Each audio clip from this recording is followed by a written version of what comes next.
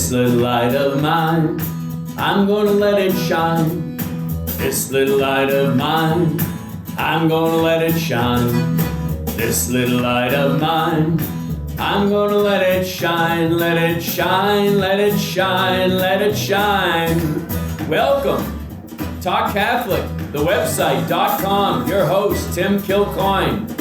No agendas here, just the straight and narrow, through Mary to Jesus, the Catholic faith proclaimed and preserved. Hope to see you here every week.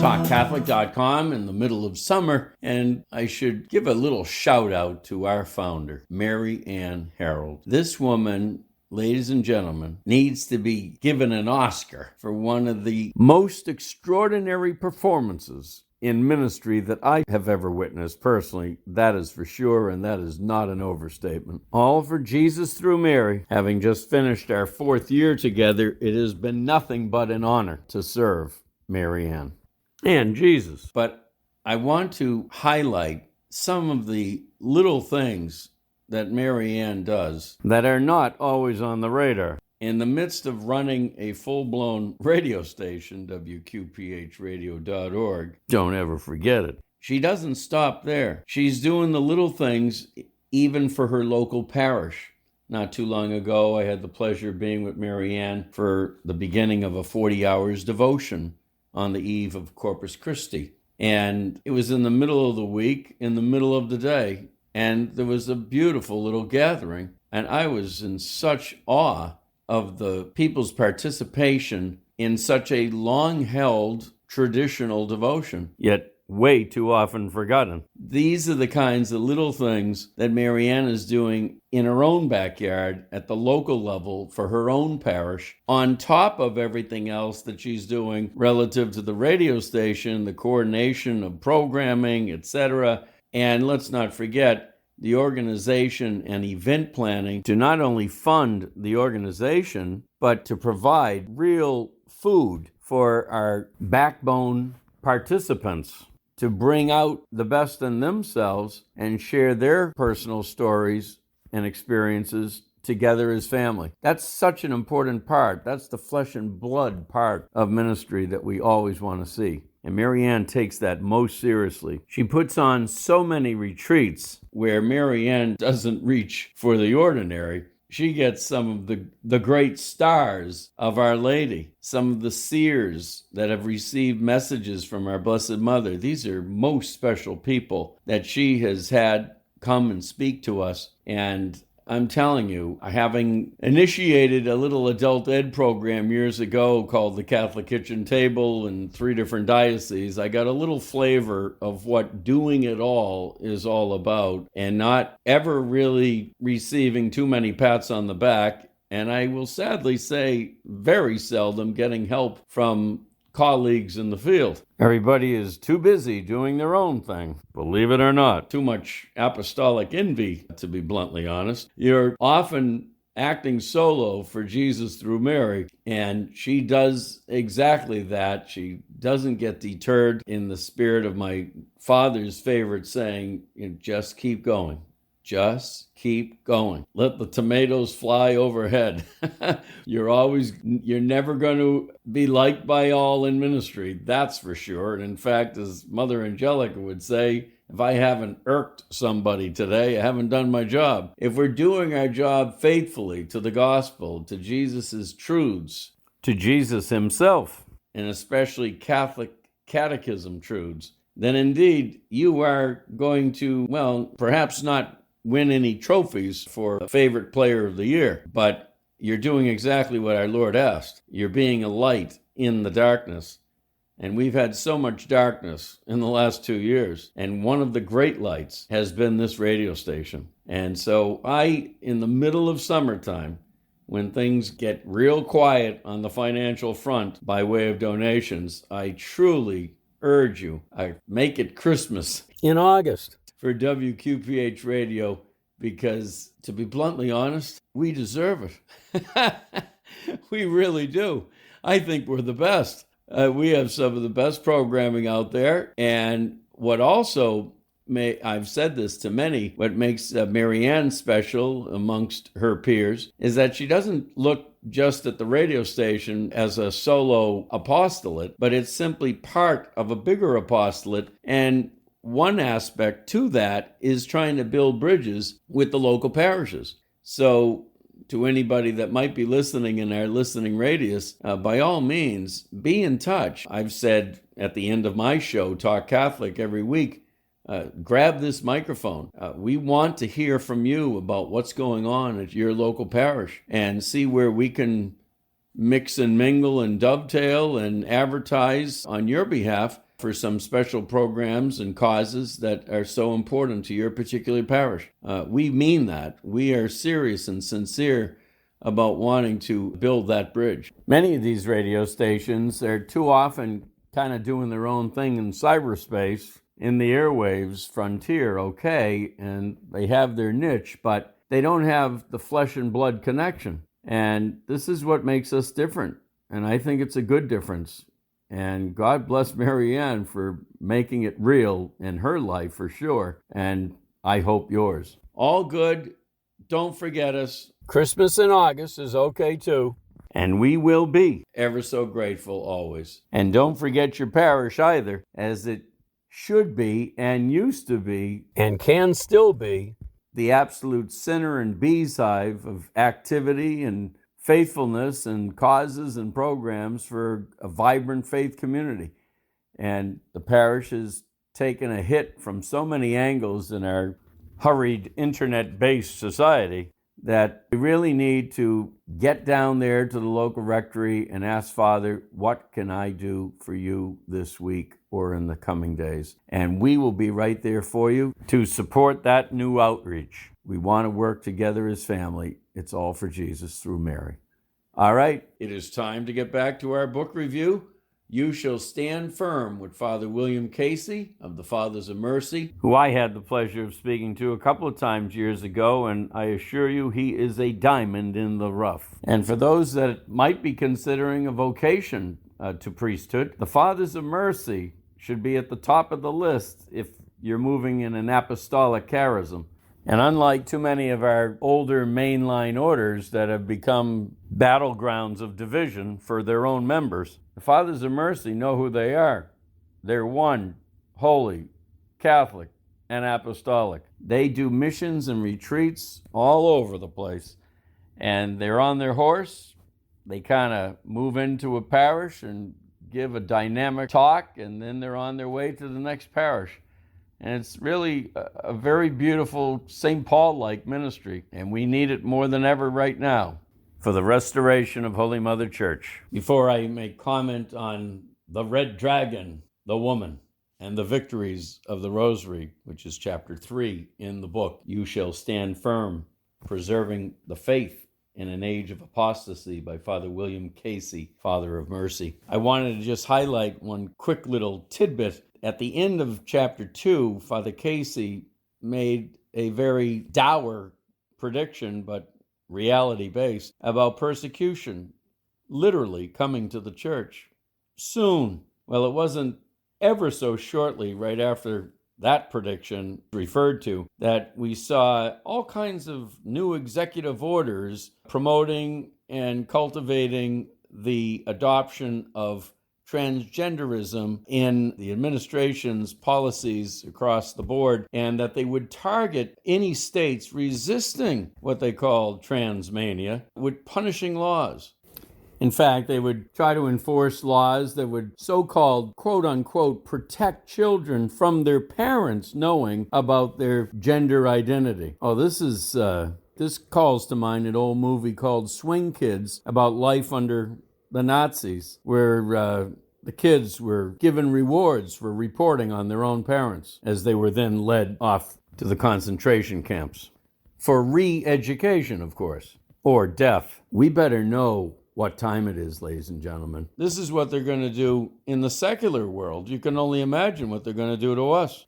The church, when they can shut the holy sacrifice of the Mass down and think absolutely nothing of it, it's already happening if we don't stand our ground and stand firm and speak out against the evil. And that is the word. Could we have a public forum debate on what the love of children entails? The very people perpetrating these dictatorial policies are exactly the same people that would avoid that debate. Interesting. Diabolical is the word. What do you think the fate of St. John the Baptist would be under the current administration? Having the gall to call out Herod for incestuous relations? Might it be possible to consider that the greatest thing that the administration could promote is one father and one mother of a child, and a protecting, nurturing environment continuous through the formative years? Is that just a little too much fidelity and compassion for these people? Indeed, St. John the Baptist would have no different fate. These global village people want to raise your children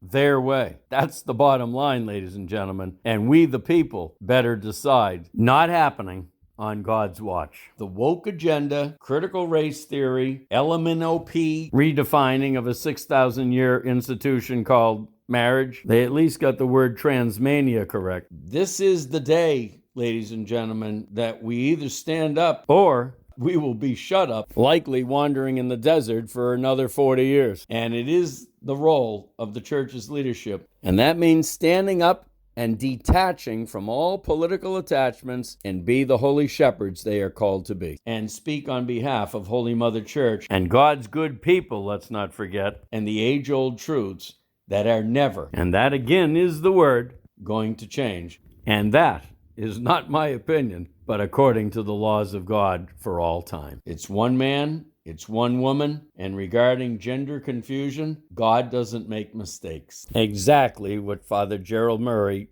recently said on an excellent show with Raymond Arroyo regarding the issue. Male and female, he still creates them. So check out that summer calendar of school board committee meetings right now. And remember, it's usually in the middle of the summertime that a lot of changes take place without anybody ever knowing it. You might find very unrecognizable icons on the restroom doors, for instance, especially down at the state legislature, or even closer yet, your local public school. Surprises too often happen during the dog days. So in getting back to our book review, does anybody have any doubts whatsoever as to who the Red Dragon is? Title of the chapter, The Red Dragon, the Woman and the Victories of the Rosaries, continues. It is indeed communism. Father Casey tells us, for the communists, morality does not exist. For them, only morality is that which serves to advance the class struggle and enhance the power of the socialist state. In the quest for this new utopian civilization, success is to be achieved by any and all means necessary. And whatever actions are taken to serve the communist interest, the ends will justify the means. As a result of the application of this inherently evil and delusional doctrine, for more than a century, hundreds of millions of innocent people have been impoverished, deprived of their rightful possessions and the fruits of their labors, their natural rights of inheritance, their patrimony, any incentive to achieve or excel, as well as any and all legal rights or due process of law. They have been deprived of the most fundamental human rights, including their right to worship and speak freely, any reasonable right to work, the right to move and live where they would choose, and most especially in the case of countless millions enslaved under the yoke of communism, the right to life itself. One of the most brutally restricted rights by communist governments was and remains the freedom to worship, which communists have always and everywhere attacked with a wild fervor and devotion. In a sense, it is strange that atheistic communists felt so mortally threatened by their people, believing in something they insisted did not exist. Yet communists not only cared about that worship, but became utterly obsessed with stopping it. Belief in God stood in the way of the totalitarian desire to transform human nature. Is that transhumanism? God was a competitor to communist control of the mind, body, and spirit of man that Marx and Lenin wanted to redefine in their own image. Jesus said to his disciples, "Beware of false prophets who come to you in sheep's clothing, but underneath are ravenous wolves. By their fruits you will know them." Father Casey tells us the unfathomably rotten fruits of communism are so expansive and innumerable that they practically defy articulation. You need only speak with someone who has lived under communism and has escaped to freedom in this country to better understand the bitter reality of life under the red banners. Over the years, I have met people who have come to this country from places like Cuba, China, Russia, Vietnam, Venezuela, Poland, Albania, Lithuania, Ukraine, and other communist or formerly communist nations. I do not have the time here to recount to you the stories of utter horror that I have heard from so many of these persons during my 30 years in the priesthood. One thing is certain: without God, men become predators to their fellow men. As St. Teresa of Avila once said, with God, all things are possible. Without God, all things are permissible. So remember, ladies and gentlemen, from our last session in referencing St. John Paul II in 1976, referring to a time of great calamity that will entail bloodshed, real persecution, martyrs style. Indeed, not to be averted, but perhaps mitigated by our rosaries, but a time of the anti-gospel. And according to Father Casey, without question in his mind, that St. John Paul II was referring to communism. This is the Marxist anti-gospel, and I have stark news. It's in our midst. This is WQPH Radio 89.3 FM. So what are the signs of Marxism in our midst? Father Casey, I believe, gives a tremendous succinct summary in the following pages in his book. He says, this should be the first chapter in any civics or history courses in every high school. In spite of the fact, since 1917, communism has left nothing but death, destruction, misery, and heartache in its wake. Marxist ideology has nonetheless proven to be amazingly resilient even up until the present day. Like a deadly virus that tends to undergo various biological transformations and mutations as it spreads from one nation to another and from one continent to another. Marxism is now emerging in a new and similarly lethal variant, especially in the United States. This variant is now given the name critical race theory, and it is spreading throughout this country with amazing rapidity. Critical race theory is essentially an American spin on textbook Marxist doctrine. Listen carefully here, ladies and gentlemen, as he talks about the incitement to Marxist revolution depending upon class warfare of the haves and the have-nots. That had a problem in this country for the reasons he gives. Homegrown communist agitators in post-World War II America came to realize that Americans generally had it too good for Marxist-Leninist ideology to take hold here. For the communists to succeed in the United States, they would have to devise another approach in order to foment the kind of social strife, hatred, and division through which they could gain power. It would seem that those who advocate the cause of Marxism have found the effective catalyst they need to advance their agenda in the ongoing racial tensions and polarization that have plagued American society from its beginnings. American Marxists have cleverly substituted racial conflict in the place of class conflict. Critical race theory has now become the instrument and standard of the radical left in their attempt to fundamentally transform this country in their own image and likeness. CRT holds that America, from its foundations, is essentially evil, unjust, systemically racist, and politically oppressive. They claim that those most responsible for these prevailing conditions of social and racial injustice are the heterosexual Caucasian males who uphold the American constitutional structure by means of white privilege and white supremacy. Christian white males are the principal culprits in this hate-mongering, overtly racist scenario, but the assertion is frequently made that all Caucasian people have, in some way, contributed covertly to these unjust societal conditions. Those who buy into this so-called woke narrative must come to the conclusion that since this nation is systemically racist and unjust in its very foundations, American history, heritage, customs, traditions, all must be eradicated or canceled, according to the language of the left, in order to bring about a new, equitable, racially and economically just society. And part of those traditions, ladies and gentlemen, is indeed the Judeo-Christian tradition as a whole. In short, critical race theory is nothing more than recycled Marxism, a subversive attempt to sneak Marxism in the back door of the American homeland. Its premise that American history includes slavery and other injustices, and that we should examine and learn from history, is undeniable. but its revolutionary conclusion that America was founded on and defined by racism and that our founding principles, our Constitution, and our way of life should be overthrown does not rightly, much less necessarily follow. On a grassroots level, a multiracial and bipartisan coalition is emerging to do battle against critical race theory.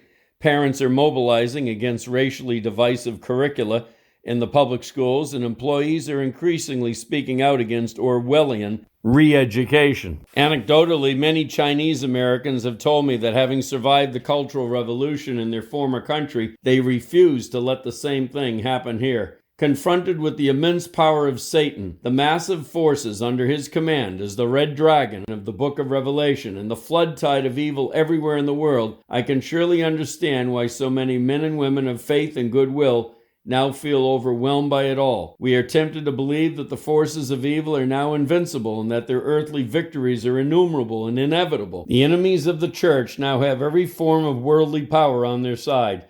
They have the governments, they have the money, they have all the means of social communication at their disposal, and the ability to cancel, quote unquote, those who oppose them. They obviously control most of the news and entertainment media. They have the Hollywood crowd with an army of celebrities to advance their radical political, social, and sexual agenda. They have the movies, the television, and the internet with which to form, mold, and manipulate public opinion. They control most every institution and facet of public and higher education. They dominate colleges and universities everywhere, which gives them practically unlimited ability to indoctrinate young people. And what do we have? All we have is God, and if God is for us, who can be against us? In our day, the church seems once again on the verge of perishing, first of all, at last, because of the scandals within, while her external enemies, not idle, are already rejoicing at her imminent demise. It will take miracles of grace, conversion, evangelization to reverse the flood tide of evil that is upon us at the present. However, history has proven time and time again that Almighty God brings forth miracles for his people. Christ, the miracle worker in the Holy Eucharist, has both the will and the power to make miracles now as he did in the days of his public life. And he still makes miracles through the intercession of our Blessed Mother and the Holy Rosary. Remember, there is only one creature whom Satan fears, and she is Mary, the mother of our Savior. The red dragon fears the woman clothed with the sun. His empire of evil is continuously threatened by her intercessory power before the throne of God, her incomparable holiness and dignity, and her authority over her spiritual children. She never ceases to wield the power to crush the head of the ancient serpent. The devil is now raging because he knows his time is short. He knows well that, as Our Lady herself proclaimed at Fatima, in the end, her Immaculate Heart will triumph. As St. John Paul II had so often declared, we are now witnessing the greatest battle between good and evil that the world has ever known. Since we are hopelessly outnumbered in this apocalyptic conflict, we know that we must have the most effective weapons far more powerful than those deployed by our enemies. Our assault weapon in this battle is the Holy Rosary. The Rosary defeats tyrants, crushes heresies, brings back sinners, and turns back invasions. When prayed with sincerity and devotion, it keeps families together, imparts peace to troubled hearts, and gives consolation to long-suffering souls under her protective mantle. Ladies and gentlemen, it all starts with you in your home and at your parish, and I've always said if you could just take the Rosary group and make them the primary religious educators, we'll have a much different outcome both in the church and in the world. Go with Mary. This is WQPH Radio 89.3 FM. Let your light shine. That is what it's all about here at WQPH Radio 89.3 FM. But we need to hear your story. You want your voice to be his voice. That is making the faith known to others. Please, my number is 877-625-3727. Tim Kilcoyne, TalkCatholic.com. St. Mother Teresa told us, your ministry is your work right where you are. Grab on to this microphone. God bless.